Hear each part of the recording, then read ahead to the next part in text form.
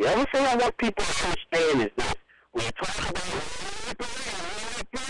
he ain't money, none of those guys have a like Joe Flacco. And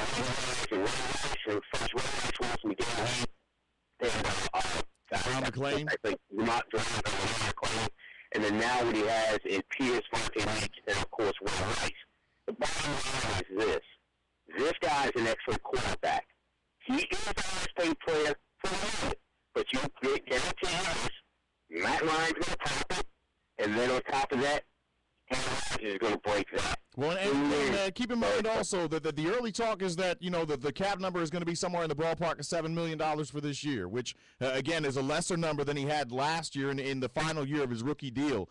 It remains to be seen, and this is the part that beats me up, is that, we still don't know what the details are other than, again, the projections are $7 to $7.5 million this year in terms of cap number. We can guess that within 2 years, these guys are going to be back at the table moving this money around. And, again, as I started off the show today saying, $120.6 million is the big number, and everybody seems to be hung up right now on the 0.6 because with that comes the title of highest paid. And you know what? If you want me to sit here and make an argument that Joe Flacco is the best quarterback in football, I'm not going to try to make it, but I'm not going to say that he's that far off or precludes the Ravens from being able to do it. And, we talked throughout the season. I know you and I have discussed this before, but the Kerry Williams contract sort of went this way also, man. And I wrote a little bit about this at the website last night into this morning. But, the beginning of last year, the Ravens made Kerry Williams a contract offer.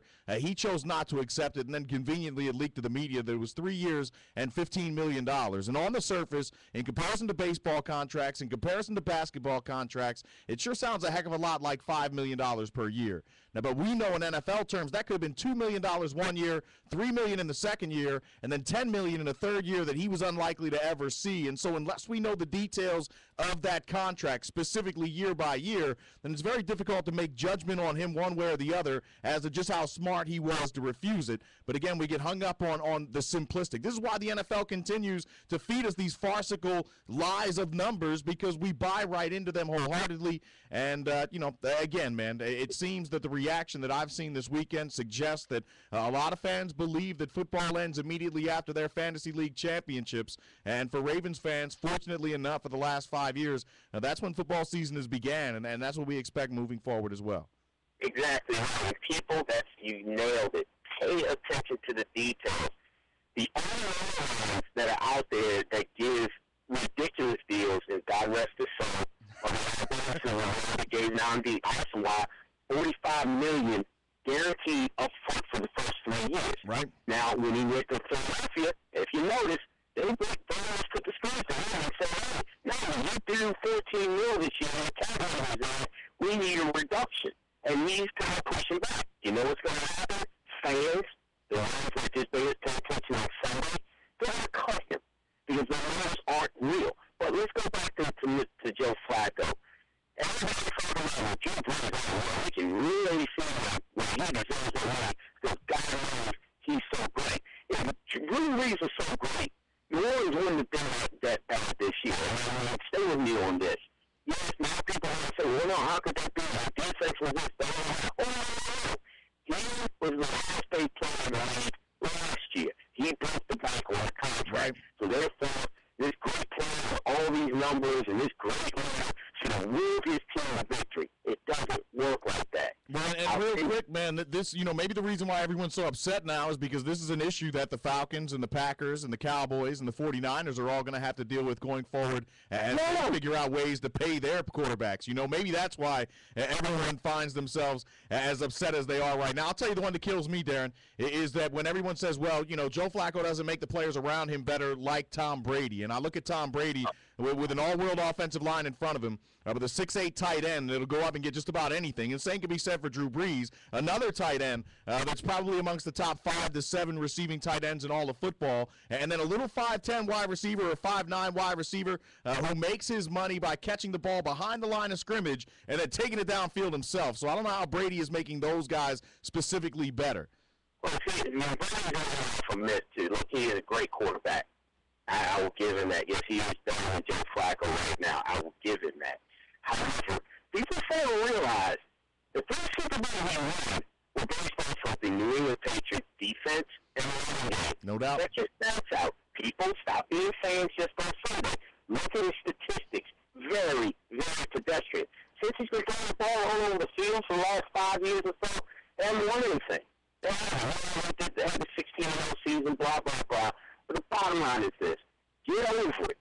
Joe Flacco is getting paid. And to make your point, what I heard today was in year 4, that's when the contract becomes untenable because he's got a $29 million payout. So it's an actual 3-year deal. So then you start reworking it. And most people, if you look around at all the big quarterbacks making this kind of money, the teams go back to them. Right? Again, like they're doing the rapist stuff in Pittsburgh. Then you need you to renegotiate. We need to send the deal out. And they make it look benevolent by doing it, man. All of these guys. Exactly. But real quick. Yeah, man. Give me 60 seconds on the Terps. Sure. Okay. I want to take off Mark Turgeon, and I know I've been beaten up because I was a Turgeon supporter and I was not a game over. Mark, in last season, follow one of those assistant coaches and get yourself a guy that understands offense. Because when Mark does well the other day, they lose the Wake Forest. We saw what happened with Georgia Tech. They have no discernible offense. That should not be, even when you don't have a true point guard, with that type of talent and that type of size, that should never be. It's all isolation, man. That's all I can say about him. I'll call you later in the week and we'll finish up. Looking forward to it, man. There goes Darren in D.C. 410-481-1570, the number. It is hour number 1 of the MobTown Sports Beat. This hour of the program also being brought to you by our friends at Adams Jeep of Aberdeen. Adams Jeep of Aberdeen was the home of the last pita party of this season. Adams Jeep is rated one of the top 5 dealerships in the United States because they help ensure that their customers are always satisfied, not only at the time of purchase, but for as long as they own their vehicle. The folks at Adams Jeep have tricked out Jeeps for the Ravens players. Let them do the same for you. They're located at 3485 Churchville Road in Aberdeen. That you can like them on Facebook. You can also visit them online at adamsjeep.com. But again, head over to 3485 Churchville Road in Aberdeen and see what it is that the good folks at Adams Jeep have to offer. Once again, 410-481-1570, the number. We're going to charge right through the break here because right now we are joined by a special guest. It is our pleasure to head out to the phones right now and talk a little NFL draft with soon-to-be NFL draftee. He is linebacker Jordan Campbell. Jordan, first of all, appreciate you making time for us today. Welcome in. Hey, thank you guys for having me. Really appreciate it. Do we say formerly of New Mexico Highlands, but as now looking ahead to the NFL, have you gotten used to, sort of former ahead of whatever college credentials you're able to boast? Yeah, it's been a long journey for me, starting off at USC, playing there for about 3 years, and going to New Mexico Highlands. So I'm ready for this next step in my life and get ready to get to the NFL and start making stuff happen. We always like to ask, man, how are you adjusting first and foremost to sort of the change and, having to be a little bit more selfish? Once upon a time, not that long ago, you're preparing for classes, you're preparing for opponents week by week, you're trying to do what you can as a teammate to sort of fit into the game plan. And since, the dust is settled on this season now, it's all about Jordan now. It's all about, refining your measurables. It's all about putting together a physical package that's going to impress draft scouts and the like. How have you converted to track season, as we like to call it around here? It was pretty much an easy adjustment. I just signed. Well, I'm training at one of the top facilities out here in California with a bunch of guys like Kenyon Barner, Deion Jordan, Chance Warmack, Kyle Long. So to be around a bunch of other great athletes that we're all working towards the same thing, it wasn't too hard to adjust from school out here and then take care of my business, work out every day, and compete at a high level, and continue to knock out these all-star games and interviews and pro days for the scouts. Correct me if I'm wrong about this. You weren't at the Combine, right? Excuse me? You were not at the Combine? Yeah, I was not at the Combine this year. How did you spend that weekend, man? And is that part of your motivation now, the absence of an invite? Obviously, everything's motivation for me, but as they're doing the Combine on TV, I actually filmed my own Combine back at our training facility and put it out there. A lot of teams were disappointed that I didn't get the invite. So as I was watching the top linebackers do their performances, I went out there and I filmed all my stuff and put up on YouTube. And I recorded NFL record high for 39 on the bench press. And I would have finished top 5 in every category. So I just wanted to still put that up there on YouTube with all my stuff just to let everybody know that I'm not scared of the competition. And if I was at the Combine, what I would have done. That's well, and a smart move as well. And also, as you mentioned, the guys that you find yourself training with right now, at least should give you some idea of where you stack up against some of them in terms of measurables, and provide for a healthy level of competition as well, day by day. Oh, of course, yeah. Like I said, training with those top players, those top players in this year's combine, especially having Deion Jordan there, who's a top 10 linebacker, and being able to work with him every single day. Definitely get to see where I'm at. And I was at USC during when USC was the best defensive in the country, playing with Ray Maluga and Brian Cushion and Clay Matthews and that whole group of guys right there. So I kind of knew where I was at. And my whole thing is just I just needed to put stuff on film after I left USC and just to let people know that I'm still the top linebacker in the country.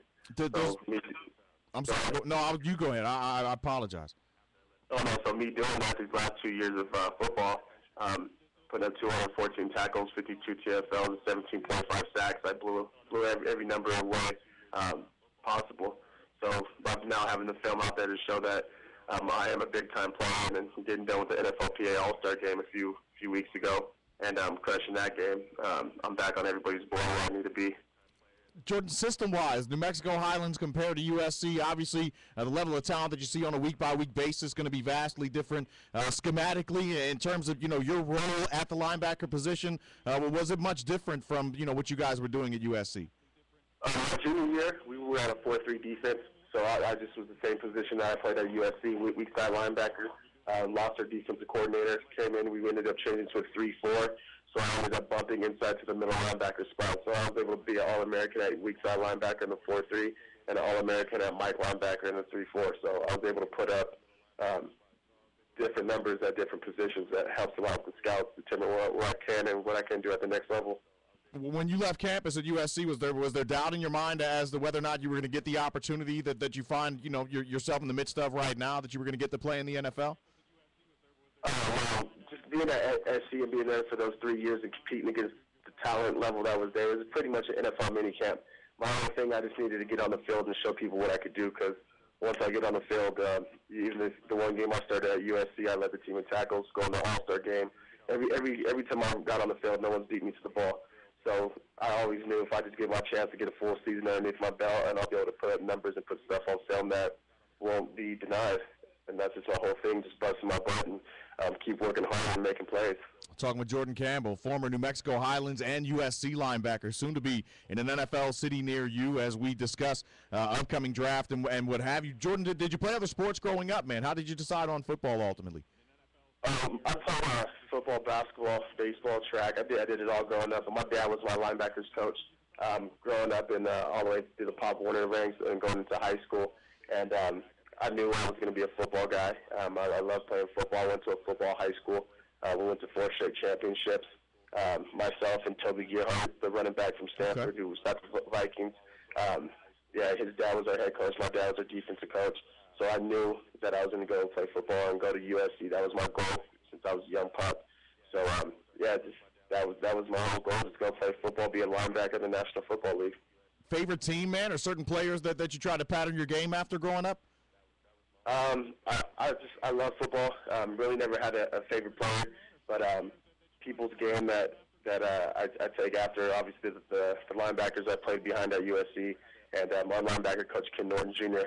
He taught us all the right way and taught us how to play the game fast and play with intensity. So I have to say my game be patterned after the guys that I was able to sit behind and watch for those 2 years at SC. Jordan, you mentioned playing inside and outside, but how do you feel, or which way are most scouts looking at you in terms of the NFL? And from your standpoint, I mean, is there a big difference body-wise and what it is that you should be working on based on whether or not folks see you as an inside backer or an outside backer moving forward? Really doesn't matter to me. Scouts, they like me. They like that I could play both. 4-3, I said I could play that weak side linebacker, and if I'm going to have to play the weak side linebacker, I have to play at about 230. If I'm going to play the inside linebacker, I play what I played with at the NFLPA All-Star game, which was 245. So for my pro day, they wanted to see me lean up a little bit to run a little bit faster times. So that's what I did. I'm down to 235 right now, and I got my pro day on Thursday. So for me, they pretty much like where I'm at. My weight room strength is pretty incredible. Now it's just getting on the field, and they want to see me move lateral and just have them be able to get sideline to sideline. You mentioned pro day on Thursday. Is that going to be at Highlands, or you headed somewhere else for pro day? Actually, it's going to be at the at UNM, the D1 University. Had about 15 NFL scouts email them, letting them know that they want to see me down there running in the indoor facility because it's snowing up here. So they want to be able to get a good evaluation on me. It's snowing up there, huh? Oh, yeah. It was about 32 degrees last week. Big blizzard that came through town. Yeah, it's pretty insane up here. We're about an hour from Colorado. So you get all the snow up here in the mountains. The football field's at 7,000 feet elevation, so it's real high up here. No kidding. Well, and, as we learn through the playoffs, or as we watch these Ravens learn through the playoffs, altitude can make a huge difference also from a conditioning standpoint. Does it make you feel much better when you get down to sea level? Oh, 10 times better. Being up here, walking up the stairs of where my apartment, so I was out of breath. I just got done training 3 months back home in California. So definitely altitude plays a big part in your conditioning and how you're able to play throughout the game or throughout my pro day. So I'm happy that I'm able to drive back down the mountain and do my pro day at UNM inside the indoor facility. You got a lot of experience playing games in the snow. Played about 3 games in the snow. It's the same thing to stay warm, and as long as you continue moving. I played offense, defense, special teams, so I was always able to keep my body heated up and sweating. So it wasn't too bad for me. But once you sit there and have to wait between series, it's definitely hard to get warm back up. Jordan, what would you call a bigger strength for you right now? Coverage as a linebacker or getting after the quarterback? I led the nation in TFLs and sacks the last 2 years. So I like moving forward. As soon as the ball snaps, I like coming down here. I like hitting the run through lane. I like blitzing. I'm a very athletic linebacker, so I have to say I love playing the run. But in the All-Star game, I was able to play Sam linebacker, which I was covering tight ends, and I did a really good job doing it. So I'd have to go. I love stuff in the run. How do you feel about having if coverage is what you're working on, how do you feel about having to deal with these power forwards that seem to be patrolling the middle of the field on NFL offenses? I found myself. I think I could compete with the best of them. I've been able to, like I said, compete at such a high level at SC. And when I was a youngster, now that I'm a vet in the game and I'm 24 years old, I've been able to get a lot of practice and experience covering guys, covering receivers, covering slots, and I think I can fare pretty good against tight ends. Jordan, how much time are you spending, looking at your draft stock right now and where it is that the quote-unquote experts see you as going? I'm projected 5th round. It's all about now putting on a good show for this pro day. So like I said, I have about 15 teams interested in me. Now it's just making about 5 of them fall in love with me and call me on draft day. You're hearing a lot about the importance of special teams to stick with an NFL squad if it winds up being 4th round or later, let's say, as draft picks go, and as any rookie should be want to do as you look ahead to NFL opportunities. Oh, of course. It's the same thing as I came in from high school to SC. I was our gunner. I did up guy. I did pretty much every phase of special teams because coming in, especially behind those linebackers, you knew you had to come in, you had to compete on special teams and help the team wherever you can. So that's where I really made my name at SC, was on the special teams. So scouts really like that I've been able to do all the special teams and make a pretty good name on special teams when I was a youngster. So now we're going to the next level. Will be the same thing. When they see me run down on kickoff, they see me run down on punt. So it's really nothing for me. I just want to go out there and compete and win. Jordan, 2 more quick things for you. One that I always find interesting and one that's sort of silly but obligatory that we mention anyway. The first is where do you intend to spend draft day, man? You're gonna sit and watch as these picks go off the board one by one and grind it out on the edge of your couch, or you're gonna be out trying to distract yourself somewhere and just wait for a phone call? I'll probably watch the draft at my house with my family, just get a little barbecue. I'm pretty confident that I'll end up getting drafted this year, so I'm just gonna, like I said, relax with the family and throw some meat on the grill and support all my buddies that are getting drafted this year. Strong. And we are Ravens fans here, so it's important that I ask, how do you look in the color purple, man? Oh, we're great in the color purple. We're purple and black here at Highland, so it's funny on my YouTube videos what I do with Ray Lewis, and he does the narration over my video. A bunch of Ravens fan wrote on there, we need to get you in purple and black up here. So I like being in purple and black. It was a good time for me here at Highland. So you're getting feedback from Ray Lewis, man? No, I did my YouTube video with Ray Lewis, his motivational. Okay. That he does, and I did a workout video over the over the video. I got about 250,000 views on YouTube with it. It's a great motivational video I did, and a bunch of Ravens fans wrote on there. It was actually on the Ravens message boards. They're talking about me. They really like to have me up there, so I was there.